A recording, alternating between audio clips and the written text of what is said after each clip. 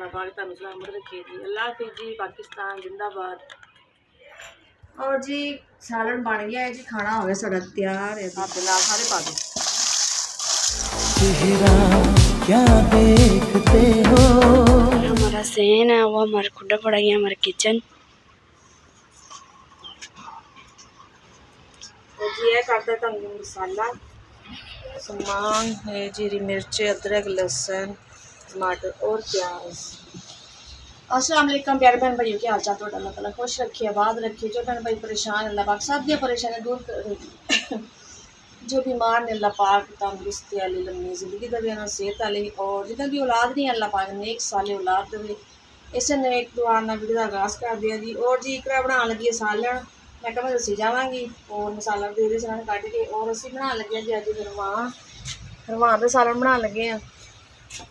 और जी इन्होंने ज़्यादा टाइम नहीं लगता, जिवें चने है कि पूरी रात भें के रखने पानी जो सुबह बनाने हैं, उन्हें टाइम लगता है। ये सिर्फ 1 घंटा पहले भें के रखने हैं और मसाला बना के उसी बिच पा दो, जल्दी बन जाते हैं जी। फिर कह से मम्मा से मसाले समान में कट दो, तो फिर मैं कट लवां क्योंकि मेरे हले बाजू च दर्द है, मेरे को सालन नहीं बनता। किसी टाइम सालन घर बना लईदा ही, नहीं तो बाहरों फिर लै आउंदे ने। और जी करते हैं तैयारी खाना बनाने की। खाना की रोटी तो बाहरों लियावांगे होटल तो, और सालन है कि चलो घर का होएगा। और वह साढ़े खरगोश खा रहे हो जी पत्ते, देखो छोटे भी बड़े भी, देखो वो सुते ने। बड़ा खरगोश है खा के भी सुकून कर रहे हैं जी, आराम फरमा रहे हैं। चलो मैं क्या गैस आना लाई जी, और आहिस्ता आहिस्ता बनानी है जी खाने का समान। बना रहे मसाला, देखो टमाटर कट के पई है, बाकी दूसरा कुटिया है, अदरक, हरी मिर्च और लहसुन और प्याज भी कट लेने। देखो छिलके सैट कर दे। और कमरे च आ गए सी क्योंकि बाहर बहुत गर्मी से एकरा कह लगी मैं अंदर बैठ के बना लेने मसाला, क्योंकि गर्मी बहुत ज़्यादा आ गई है, बर्दाश्त नहीं होती इन्नी गर्मी है जी। बहुत धुप्प है सेम दे, थोड़ी जगह तो छां हैगी, उत्थे चुल्हा नीचे रख लवांगी, उत्थे बैठ के मसाला वगैरह बना लेगी इकरा। और मैं ना पट्टी वगैरह जी बाजू की ना ओला उतार दी है, तो हुण इस वास्ते उतारी है, काफ़ी दिन बनी रखी है। और गर्म बहुत ज़्यादा सी पट्टी, उसदे नाल ना जलन होने लग गई, बाजू ते जलन होने लग गई, और की कहते हैं दाने जे बनन लग गए। और गर्मी ज़्यादा, और पट्टी बहुत ज़्यादा गर्म। और हॉस्पिटल तो हुण खा रहे हैं जी दवाई, हॉस्पिटल गए थे 2 दिन उत्थे जाते रहे हैं जी। उन्होंने बाहर दियां लेके दित्तियां दवाइयां ज़्यादा, कुछ थोड़ी जी अपने को दी है, बाकी बाहर दी। तो कहते जी 15 दिन तुम मैडिसिन खाओ, क्योंकि दर्द तुहाडे 1 महीने तो तुम कह रहे भी ज़्यादा हो गया टाइम, और हुण टाइम लगेगा, आहिस्ता आहिस्ता दर्द का आराम आएगा। तुम कहोगे यकदम मैं दवाई खा लवां और जल्दी सही हो जावां और मैं काम करा, बाद में तुम रेस्ट देना, कोई काम नहीं करना, जिवें ना कोई कपड़ा धोना वा, ना कोई वजनी काम, रोटी या आटा गुनना, 4 पाई चुकने भी, वजन कोई नहीं चुकना। 15 दिन दवाई खाओ, बाद में रेस्ट दवो, और इंशाअल्लाह जी फर्क पै जाएगा। तो हुण घर दे विच तुहानूं पता कोई ना कोई, आखिर बच्ची है छोटी है, पढ़न जांदे नाले बच्चे, कोई ना कोई काम फिर भी हत्थ लाना पैंदा है। लेकिन यह है कि फिर वो कोई अगर काम कर ली अब्बल तो नहीं होंदा, क्योंकि दर्द वा इन्नी, तो कोशिश करते हैं वो दर्द होने लग जाती ज़्यादा। तो चलो फिर रोटी तो वैसे मैं बिंग का बाहरों मैं लिया रहा, तो तू जो काम कोई है कोई ना करो, चलो एक आराम आ जाए, बाद चो काम ही करना वा। तो मैं कहती कि वो गल भी जल्दी तो आराम आए, दवाई खावा और जल्दी सही हो जा। तो जाहिर है कोई भी दुख आंदा कहते जल्दी जल्दी और जाता, आहिस्ता आहिस्ता ही। और उन्हें कहा जी 15 दिन तुम मैडिसिन खानी है, तो आहिस्ता आहिस्ता ही कि अल्लाह करेगा फर्क पै जाएगा, तो अल्लाह करे आराम आ जाए। बस जी दुख जो आना इंसान को, परेशानी आनी हो, तो परेशानी आई है, आराम आ जाएगा और ये भी भुल जाएगी। बाकी मसाला बन गया है, तो आओ फिर एक रखो सालन चूल्हा नीचे रख दो। हाँ जी, तो मैं तुहानूं दसी जानी है, तुम फिर बना पड़ो। और जी देखो प्याज हो रहे हैं साढ़े ब्राउन, देखो, और हरवान भी इकड़ा धो के पहले रख ले सी, देखो बिल्कुल नरम हो गए ने।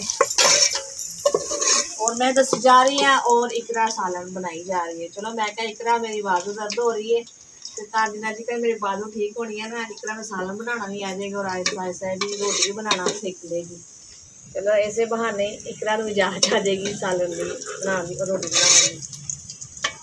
तो हजे तो मैं आप ही खुद बनाती सी, नाम कहती सी बनाओ, अपने शौक ना किसी टाइम आटा गुन लेंदी सी, दिल करना ना आपे आटा गुन लैना।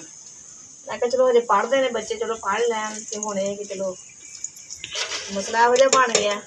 ਹੁਣ ਆहिस्ता आहिस्ता ही जान सीखनी पैनी। चल इकरा पाओ मसाला इत्थे पा दो बिस्मिल्लाह। और हांडी रोटी तो तुहानूं पता कि सब तो पहले जरूरी काम है हांडी रोटी का। ऐ ते लाग नहीं होना चाहिए है जी। हिलाई जाओ चिट्टा पै गया हजे डरदी है कहती चिट्टा पैंदियां डर लगदा है। हिला जल्दी जल्दी हिलाओ नहीं पैंदियां चिट्टा डर लगता। एक दो दफा आएगी बनाएगी 2-4 दफा फिर आदि हो जाएगी फिर डर नहीं लगेगा। पता लगेगा कितनी मिर्च पानी है कितना मसाला पाना है। धनिया पाइया ने थोड़ी लाल थोड़ी सी पानी है। मसाला वगैरह का तजर्बा आ जाएगा ना तो फिर ये खुद ही बना लिया करेगी। मुनीब थोड़ा जिहा पानी दबो जी। और जी मसाला माशाल्लाह देखो भुज गया साडा तैयार हो गया है। और हुण पाने जी हलवा इन्हां दा मैं पानी कढ लवां। उल्टे हाथ ना कभी काम नहीं ना किया तो उल्टे हाथ ना काम ही नहीं होंदा बहुत मुश्किल हो जाती है। इकरा छड्डो तो पाओ एवें ला दो बिच आप नाल सारे पा दो के थोड़ा जिहा पानी पा दो तो दम ला दो इन्हों। बहुत मज़ेदार बनती है ये। मज़ेदार बनते हैं जी। अच्छा मीर दाल ही नहीं कुछ खांदा खा लेंदा वा ते हुण हलवा वगैरह बनाई दे ना ते वाकई सही बनते दाल नालों मज़ेदार बनते। लेकिन मम्मा हुण दाल नहीं सही बनती हुण ऐसे बना लिया करो तुसीं। बिस्मिल्लाह। और इन्हों जरा हिला के ना ये उत्ते हुण ढक्कन दे दो तुसीं। चलो और जी सालन बन गया है जी। खाना हो गया साड़ा तैयार है। देखो जी आज जिस भैन भाई ने खाना खाना नहीं वो मैं बैठी है जी। और रोटियां साड़ियाँ आ चुकी हैं। सारे होटल दियां रोटियां है जी। पानी है हो गया साढ़े दोपहर का खाना माशाल्लाह तैयार। और घर के माशाल्लाह खाने की तुहानूं पता बरकत ही होए। बाजार का सालन ते रोटी जिवें कहंदे कि बेबरकती का हिसाब बरकत नहीं होंदी। घर माशाल्लाह चीज़ पकाओ ना एक बंदा दोपहर को रात को 2 टाइम सालन खा लेंदा है। तंदूर तो लियाओ बर्तन च पाओ रोटी खाओ भांडे भी खाली। मैं वैसे कभी बाजारों नहीं लिया मैं वैसे भी बाहरों कभी नहीं लिया रोटी सालन। कोई मेहमान आ जाए ना कोई जरूरी है तो भी सालन घर बना लेना तो रोटी मेहमान कोई ज़्यादा होने तो रोटी बाहरों मंगवा लेना गैस ना होना। हम मजबूरी ऐसी ही बन गई अल्लाह तरफों तकलीफ आई है तो सानू रोटी बाहरों चीन को लियानी पैंदी है तो बड़ी परेशानी है। बस जी अल्लाह पाक दूर करने वाला है जी। ये भी कहते होंगे कोई बेहतरी होएगी अल्लाह तला की कोई बेहतरी होएगी तो शुक्र है जी उस मालिक की ज़ात का बहुत असीं शुक्र अदा करते हैं जी। आज इकरा हाँ जी। और अज खा के देखते हैं जी इकरा ने बनाया सालन और कैसा बने जी।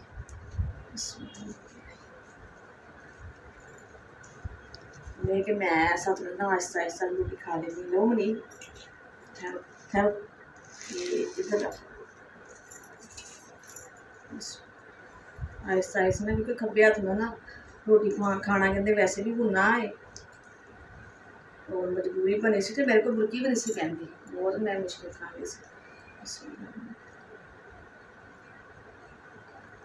सही है जी। चलो जी मुनीब ने पास करता है सालन हुण सारा कुछ सही है। और मम्मा वहाँ किचन में पता नहीं क्या कर रहे हैं। क्या कर रही है बर्तन लगा ली बर्तन धोते हैं और 4-5 बजे सेंध डालती है। खाना खा के थोड़ी देर सो गए थे सारे सेंध तो बहुत होंगी बहुत ज़्यादा गर्मी होंगी है। हुण उठे हैं जी उठ के बर्तन वगैरह धोते इकट्ठे किए चूल्हा उपर रख दिता और 4-5 बजे हुण मिले जी सेंध कमरे में हो गया बहुत ज़्यादा सेक। मैं 4 बजे डाल दी मैं बर्तन लगा देंगी।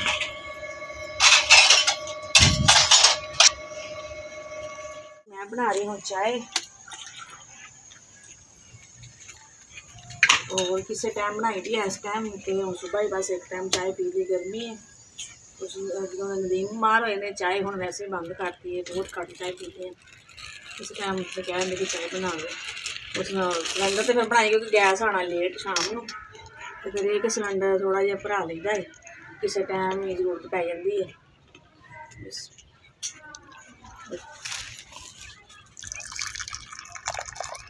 आज जिस भैन भाई ने चाय पीनी है जी पींदे ना चाय वो गर्मी च भी पींदे ने वो नहीं परहेज करते वो कहते बस चाय हो गई तो असली होई है और जी साढ़े भैन भाई अज की वीडियो से इंशाल्लाह फिर बनाएंगे अच्छे लोग लैके तुम साड़ी वीडियो पसंद आए तो लाइक शेयर कर दिया करो बड़ी मेहरबानी थोड़ी अल्लाह पाक तुम सलामत रखे जी अल्लाह हाफिज़ जी पाकिस्तान जिंदाबाद।